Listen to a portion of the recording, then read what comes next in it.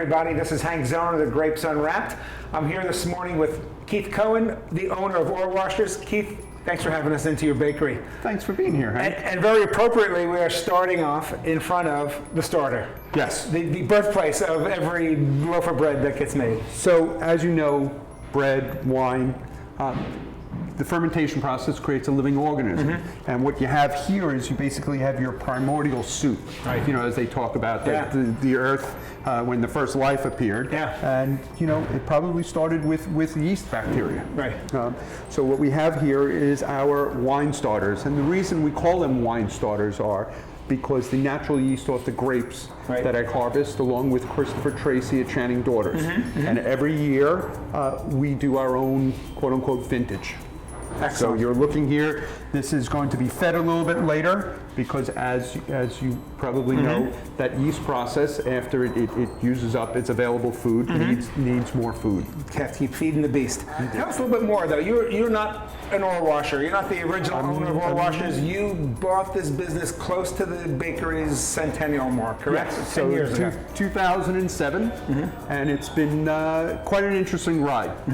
And little by little, starting with a bad economy. It's starting with a bad economy, super high commodity prices, everything that could work against a new business owner. Really, I feel like I got some sort of Harvard education, you know, without having to pay the tuition. And I called up Christopher Tracy at Channing Daughters, and I threw out this idea, like I want to create these starters, and I figured he'd hang up the phone. But instead he said, "This sounds cool, it sounds fun, come on out." Yeah. And back in November of, it was either October, November 2008, we harvested the grapes and little by little we built the starter. And we've been doing it ever since. Well, the nicest and one of the largest compliments I can get is that our bread here is very much part of their vineyard now. So in their tasting room, or they're having a wine club party in mid-November, it's our bread there that really completes that whole picture. That fermentation process and the fact that you're using a culture on all of it really follows suit. Right, and this is beautiful. I mean, this is funky beautiful. Just be able to stand here and get those vapors coming up here. And again, we're going to talk a little bit more later on when we taste some wine and some bread. Is you're making 20 different doughs here. We're doing 20 distinct different doughs recipes that translate to about 120 different products every day. But we developed 2 distinct breads, actually 3. So you have the ultimate whole wheat, and the ultimate whole wheat in my mind, it's a little bold for me to call it, but to me it was using all New York State flour, and it's 100% whole wheat. Wow. And it's not dense, right? So it's light, it has some grain in it, and you're really shocked that you're eating whole wheat without refined white. Then we came out with the spelt bread. So the spelt is a combination of whole wheat and spelt flour, super healthy for you. And again, you know, I refrain from using any refined white flour. Then we also developed a levain local. So the levain meaning it's a starter sour, and we're using local flour as well. Not 100%, we're using about 40%. It's a production room now, and kind of get a look at what's happening in there, right? Sure, Great. Let's go, guys. Right now, for the sake of videotaping, it's low energy in here, but normally there's flour flying, and these guys are just, you know, they're cranking it out. And you're producing 24 hours? We're producing 24 hours, 7 days. Okay. So we're here in Hunts Point, where all the main baking is going on. But we've got 3 storefronts, bakeries in New York. So the original bakery, we were baking in the basement up until 2012 when we moved here. But one of the things that was very important was we maintain our style of baking. Even though it's bigger and everything else, in terms of long fermentations, hand chunking, hand shaping, it stayed the same. So that continuity is there. About a year and a half ago, we opened our flagship West Side store, which also has a cafe, full cafe, so you can have lunch and breakfast there, but you can also watch us bake. So we divided the space, and we're going to be there later today. And now we've ventured into Brooklyn. So we have a small space within the latest Whole Foods 365 in Fort Greene. Nice. So we're very proud to also be in Brooklyn now. Where to next? Okay, why don't we go to the oven area? All right, excellent. For all the work put in at the other 2 stations with the mixing and the starters and and the resting time we didn't get a chance, but the dough also rests, and the production, it really, this is our last line of defense here at the oven. And they need to know exactly when this dough is ready to be baked, okay? You can't take it too late, you can't take it too early. Right. So in terms of timing, okay, they have the best internal clocks I've ever seen. As you can see here, while we have a stretcher here, and at the old bakery on 78, it was all hand-peeled, it's still a very manual operation. He needs to know when it's ready, pull it in, pull it out, physical. Again, I think that Orwasher, and being a 102-year-old institution in the city, I will not go back in terms of standards, okay? We may modernize, and we will have to, because you just have to. Right. But in terms of the fermentation and the way we process our doughs and hydration levels and the use of local grains and even more local grains or more local, we're even using for our oatmeal raisin cookie in Amsterdam, we're using local main grains.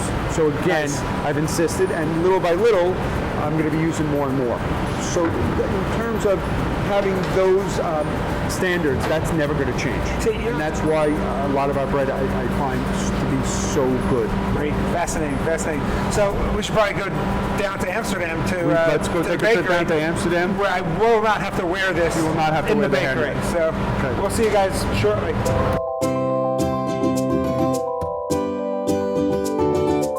So keep her back. We're downtown, but uptown. Downtown from baking facility, but here we are in your Amsterdam store, which isn't really a store. It's retail. It's a cafe, and it's a thriving cafe. That's people can hear in the background here. Well, thank you.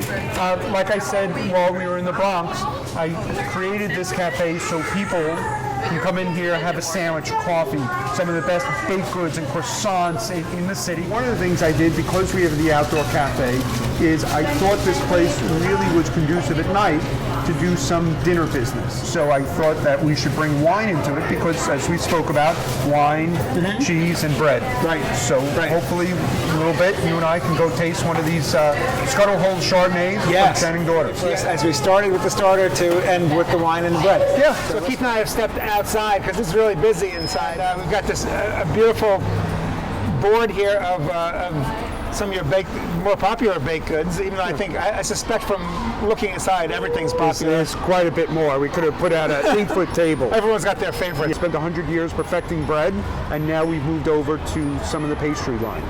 And also a cafe. And a cafe. Yeah. And there's a vibrant nightlife here. Yeah. So we included wine. Yeah. And I can't think of any better wine than Channing Daughters. So this is tell us, this is Scuttle Hole Chardonnay. Yes. And this is Channing Daughters. It is Channing Daughters. It is grapes that are grown and picked at their vineyard. So I'm going to take a little taste of this. This is great. This is an unoaked Chardonnay, no malolactic fermentations. This is Chardonnay, as I like to say, as it ought to be. Clean and crisp, and probably keeps a good retention of the fruit. Cheers.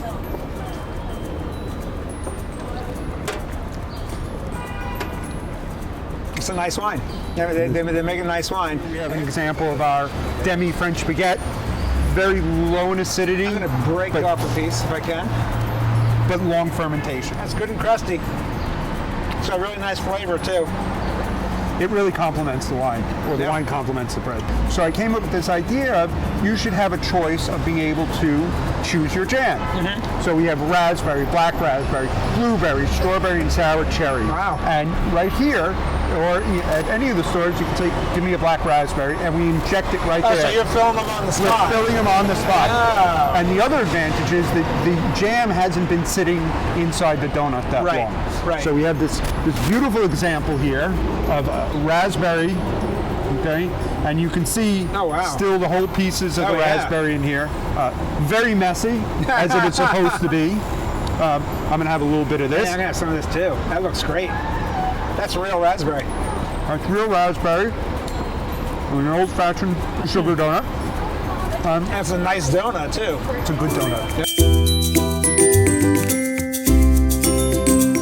The other thing is a classic black and white. This is classic. Which epitomizes New York. Yeah. And I didn't know that because growing up here, until I had people that would travel into my bakery and point and go, "What is that?" And I thought they were pulling my leg. Any of the fans of Seinfeld would now know what a classic black and white here is. And It's part cake, part cookie, isn't it? part cake, part cookie, a lot of icing. Yep.